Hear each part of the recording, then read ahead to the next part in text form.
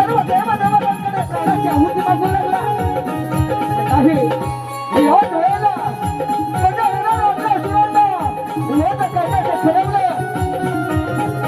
रागाने लाल झालेला, क्रोधाने लाल झालेला तो वक्रतुंड विनायक याने मात्र असुराला देवभूत करण्याचं ठरवलं.